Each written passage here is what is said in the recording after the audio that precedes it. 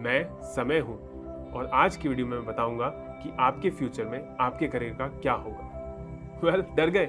Just kidding. मैं समय नहीं हूँ, मैं उत्कर्ष नारंग हूँ और आज की वीडियो में बात करेंगे कि गीता से आप ऐसे क्या लेसन ले सकते हैं that will help you manage your career. Imagine करिए 5000 साल पहले अर्जुन एक रथ पर बैठा है, उसको एक टास्क दिया है युद्ध करने का और वो टास्क भी नहीं हो रहा है। डिजेक्टेड, ओवरवेल्म्ड, दुखी, सैड होके अर्जुन वहां बैठ गया कि मुझसे ये युद्ध नहीं लड़ा जाएगा।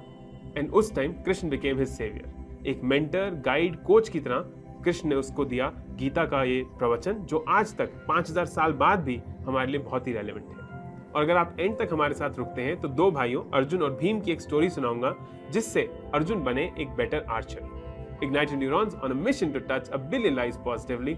आपका एक लाइक, एक शेयर, एक सब्सक्राइब हमारे मिशन में हमारा साथ देता है। So why don't you make sure that you go ahead and do that.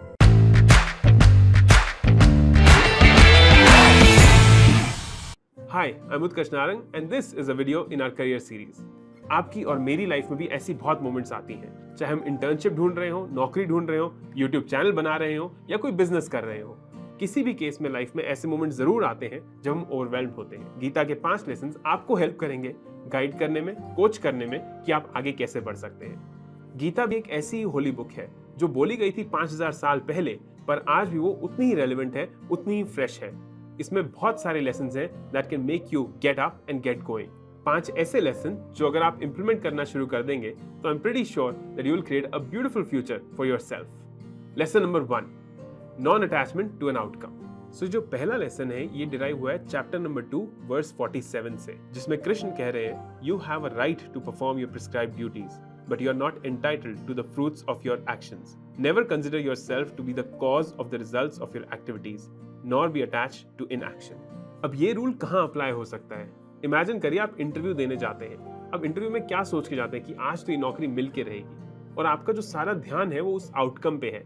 नौकरी मिलेगी या नहीं मिलेगी, वहां कैसे जाऊंगा, सैलरी पैकेज कितना मिलेगा। आप अटैच्ड हैं उस आउटकम से। बट अगर आप गीता की बात सुने, कृष्ण की बात सुने या चलिए मेरी बात सुने तो आपको उससे नॉन अटैच्ड होना पड़ेगा। आपका एम ये होना चाहिए कि मैं इस इंटरव्यू में अपना बेस्ट कैसे दूं, मेरा रिज्यूमे सबसे अच्छा कैसे लगे, मैं सारे क्वेश्चंस को सही तरीके से कैसे आंसर करूं, कैसे प्रिपेयर होके जाऊं, ना कि इस पे ध्यान लगाएं कि आउटकम क्या होगा।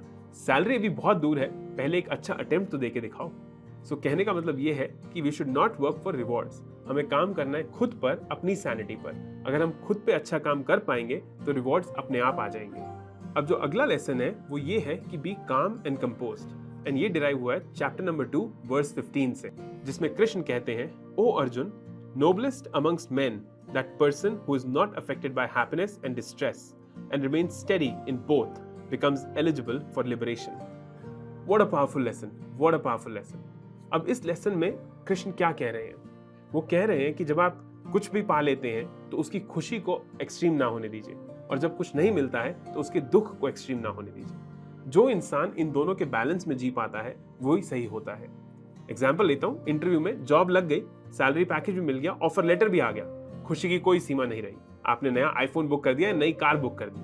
अगले दिन पहुंचे जॉब पर तो देखा अरे ये तो वो काम ही नहीं है जो मैं करना चाहता हूँ, यहाँ तो कुछ गड़बड़ है, तो आपकी खुशी क्रैशिंग डाउन आ गई।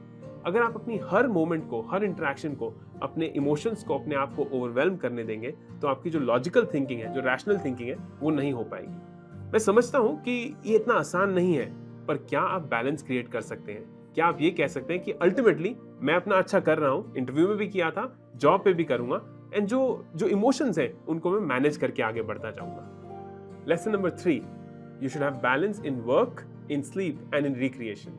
ये लेसन डिराइव हुआ है चैप्टर नंबर 6 श्लोक नंबर 17 से, जिसमें कृष्ण अर्जुन से कहते हैं but those who are temperate in eating and recreation, balanced in work and regulated in sleep can mitigate all sorrows by practising yoga. Krishna Arjun को समझा रहे हैं कि अर्जुन किसी भी चीज की एक्सट्रीमिटीज में नहीं जाओ। स्लीप भी उतनी होनी चाहिए जितनी चाहिए, ना कम ना ज्यादा।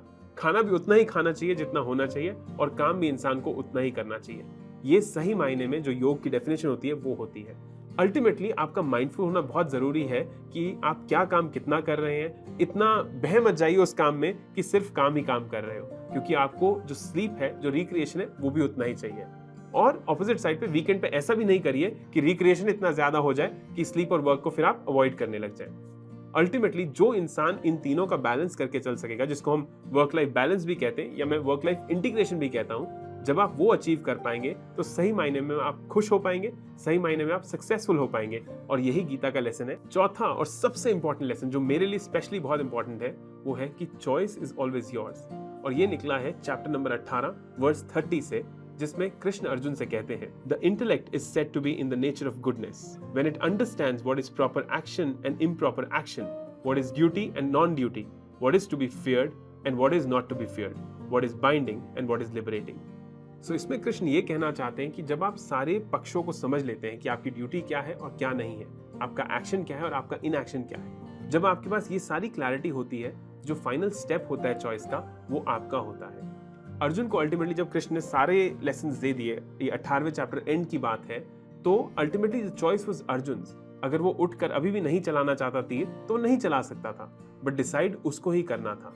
सिमिलरली अगर आप इसको ऐसे देखें, यूनिवर्स हमें हर चीज के लिए सपोर्ट कर रहा है, हर चीज के लिए इंडिकेशंस दे रहा है। अब उसमें हम चूज क्या करते हैं ये तो हम पे डिपेंड करता है ना। अगर आप हमेशा ये सोचते रहेंगे कि ये इस जॉब में मैं ऐसा करूंगा तो वो होगा, ये आउटकम होगा तो ऐसा होगा, अगर सिर्फ इन कैलकुलेशंस में ही रहेंगे तो यूनिवर्स भी सपोर्ट करना थोड़ा कम कर देगा। आप अल्टीमेटली अपनी किस्मत पर सब नहीं डाल सकते। जो चॉइस है एक्शन की और इनएक्शन की वो आपकी है, जो चॉइस है अपना बेस्ट देने की वो आपकी है। इस वीडियो का एग्जाम्पल ले लीजिए। मैं ये वीडियो रिकॉर्ड कर रहा हूँ क्योंकि मैं इस टॉपिक पर बोलना चाहता हूँ। मुझे पता है इस टॉपिक से आपको फायदा होगा। अब मेरे बोलने पे आप एक्शन ले या ना ले वो तो आप पे डिपेंड करता है ना। मेरे बोलने से एक्शन हो जाएगा ये कंसिस्टेंट नहीं है। सिमिलरली गीता का भी यही लेसन है कि ultimately the choice is all yours. आप चूज करें कि आप कैसा करियर चाहते हैं, आप चूज करें कि आप आगे कहां बढ़ना चाहते हैं, आप चूज करते हैं जो भी आप लाइफ से अचीव करना चाहते हैं। Then life and luck also play a role, but your action is primary. The fifth and final lesson, accept everything the way it is. And ये आया है चैप्टर 2 श्लोक नंबर 48 में से, जिसमें कृष्ण अर्जुन से कहते हैं, be steadfast in the performance of your duty O Arjuna, abandoning attachment to success and failure, such equanimity is called yoga. ये बहुत ही एक प्रैक्टिकल सोल्यूशन है लाइफ की सारी प्रॉब्लम्स के लिए। इमेजिन करिए एक बोट पर आप जा रहे हैं और वेव्स ऊंची ऊंची उठ रही हैं, तब आप क्या करेंगे? आप समुंदर को बोलेंगे कि वेव्स पे रुक जा या वेव्स को धीरे कर दे? वो तो पॉसिबल नहीं है ना। आप अपनी बोट को एडजस्ट करेंगे to the nature of the ocean. वैसे ही लाइफ की भी एक स्पेसिफिक नेचर है, उसमें मिजरीज है, उसमें स्ट्रगल्स है, उसमें अच्छाइयां हैं और बुराइयां हैं। अब आप हर वक्त लाइफ को चेंज करने को कहेंगे या अपनी अप्रोच टुवर्ड्स लाइफ चेंज करेंगे? इमेजिन करिए इंडियन क्रिकेट टीम अगर ऑस्ट्रेलिया खेलने गई है और अगर इंडिया में खेल रही है तो उनको अपना वे ऑफ प्लेइंग चेंज करना पड़ेगा। वो वहां जाके ये नहीं कह सकते कि ये पिच खराब है, हमें हमारी इंडिया वाली पिच यहाँ भेज दो। लाइफ के साथ भी ऐसा ही होता है। Are you ready to accept things the way they are and then perform at your highest level and then perform based on what you can do in a specific situation? I hope you learned something new today. आपको इन पांचों में से कौन सा lesson favourite लगा और कौन सा आप इंप्लीमेंट कर पाएंगे कमेंट्स में जरूर डालिए। अब जैसा कि मैंने प्रॉमिस किया था, टाइम है स्टोरी का। एक बार की बात है, पांचों पांडव खाना खा रहे थे। उनकी मदर कुंती, अगर जिसको नहीं पता उनके लिए बता रहा हूँ। अब वो खाना खाते हुए सपोज करिए कैंडल बुझ गई और वहां पर अंधेरा हो गया। अब अंधेरे में उस टाइम कहा जाता था कि खाना नहीं खाना चाहिए, तो उनकी मॉम ने कहा कि आप लोग सब रुक जाओ, कोई खाना नहीं खाएगा। बट भीम, जिनको हम जानते हैं as the restless hungry young man, उन्होंने कहा कि मैं इतनी देर नहीं रुक सकता जब तक लाइट आएगी। उन्होंने अंधेरे में ही सारा खाना खत्म कर दिया। जब लाइट ऑन हुई तो अर्जुन ने पूछा, भीम आपने ये खाना कैसे खा लिया? तो भीम ने कहा, अर्जुन मुझे पता था क्या चीज कहाँ रखी है, मैंने अपने हाथ से उनको सही तरीके से मिक्स किया और मैं खा गया। अब जैसे ही बात हुई दोनों भाइयों में, तो अर्जुन ने सोचा, जब मेरा भाई भीम अंधेरे में खाना खा सकता है तो मैं अंधेरे में तीर क्यों नहीं चला सकता? तब से उन्होंने प्रैक्टिस करना शुरू किया कि अगर वो कंप्लीट अंधेरे में, डार्कनेस में तीर चलाएंगे तो तीर निशाने पर लगेगा या नहीं लगेगा। ये देख के जो उनके गुरु थे द्रोणाचार्य हैरान रह गए कि कैसे अर्जुन ने एक एक्सपीरियंस के साथ, अपने भीम भाई के साथ एक्सपीरियंस होते हुए ये सीखा और एक out of the box thinking दी और एक नए स्किल को डेवलप करने की कोशिश करी कि वो अंधेरे में भी तीर चला सके। आई होप स्टोरी आपको पसंद आई हो। मैं बहुत हैरान था अर्जुन की इस एक्सट्रीम क्रिएटिव थिंकिंग के लिए। और as always, ignited neurons on a mission to touch a billion lives positively. आपका एक लाइक, एक शेयर, एक सब्सक्राइब हमारे मिशन में हमारा साथ देता है। So why don't you, before you close this video, go ahead and click on the subscribe button.